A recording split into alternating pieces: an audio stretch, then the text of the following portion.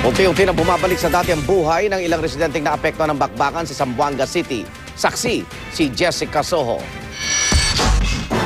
Sa NAIA, nakilala namin ang ilang magbabalik bayan ng Zamboanga. Ganyan lang kayo makakauwi. Opo. Anong nangyari? Naipit kayo dito dahil hindi kayo makauwi? Opo. Bale, 10 days po actually. Galing pa po kami sa Saudi.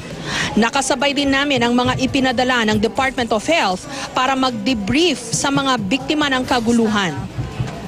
Sa Zamboanga. Mag-stress debriefing po kami ngayon. Sa mga bata, lalo na. Lahat na ho kung ano yung available. Bata, matanda. Pero most probably mga bata kasi yun ang crucial sa period sa kanila. Pagbaba namin ng eroplano, naroon si Pangulong Noynoy Aquino para salubungin ang mga pasahero at magsagawa ng inspection sa airport. Nasign natin ang bawat tao sa kanilang pwesto dahil may paniniwala tayo may kakayahan sila na tugunan yung kanilang responsibilidad. May ilang mga tindahang bukas na, lalo sa mga lugar na malayo sa bakbakan. Pero ang downtown o ang sentro mismo ng Zamboanga, mistula pa ring ghost town.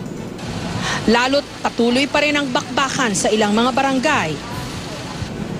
At may ilang sunog na naman sa araw na ito. Nasunugan kami dyan sa Marta.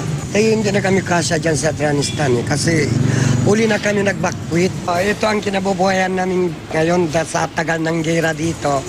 Wala na kami kita. Ito na lang sa sigarilyo.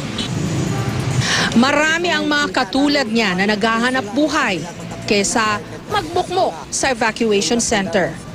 Ang mga kapatid naman nating Badyaw, buong araw na nasa tabing dagat at nagbabaka sakaling makahuli ng isda para may maipakain sa kanilang pamilya. Kung may pera makakain, kung wala. Ngayon po, wala talaga. Wala. Kasi alam mo ngayon, malakas ang iyong hangin.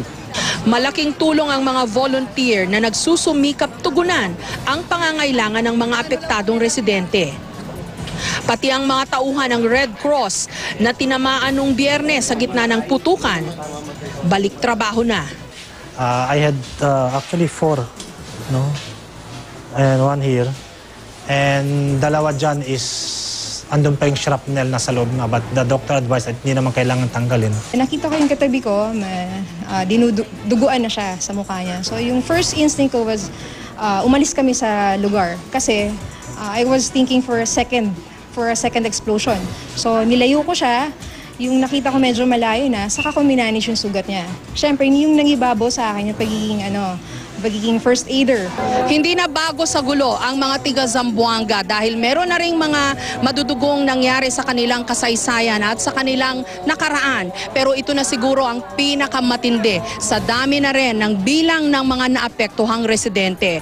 Hindi pa malinaw sa ngayon kung kailan babalik sa normal ang kanilang buhay, pero lahat dito umaasa na sana mangyayari yan sa lalong madaling panahon.